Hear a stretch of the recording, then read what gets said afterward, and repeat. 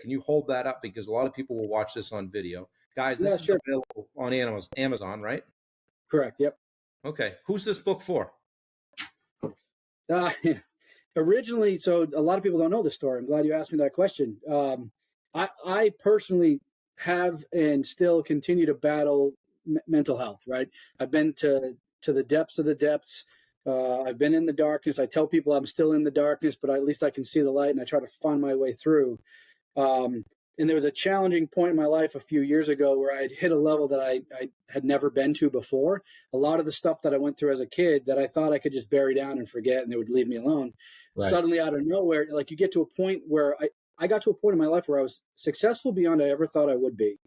And I almost started thinking, I don't deserve any of this. And then all the demons from my childhood started popping up, telling me that I didn't deserve it. And I tried to find a way to battle through it. And I actually started doing 75 hard. And one of the things that I added to my list of to-dos during 75 hard was to spend 30 minutes writing. Mm-hmm. This is my long-winded way of telling you that I originally wrote the book to hand to my daughter someday. Wow. I wanted her, and I get emotional talking about it.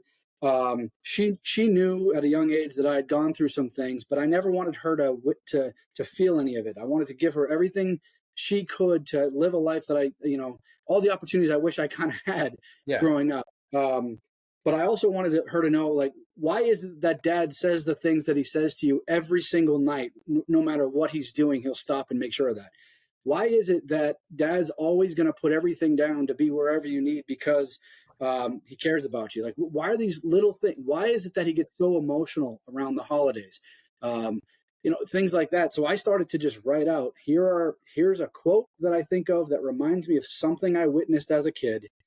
Here's the traumatic event. Let me list it out for you. And then here's how I work really hard to battle through it and some of the whys behind it. And then a couple next actions that you can take as a human being to continue down that path. And Bob, it was my goal to write it out, get it, put it in like a one book thing, and one day hand it to her so she can start to read it and see, holy cow, wherever you are in life, you can find a way to get through, and you never know somebody's story. And then I had my sister-in-law edit it for me, and she's very good at what she does. And when she read it, it was an emotional moment for us. And she then said that this might help some people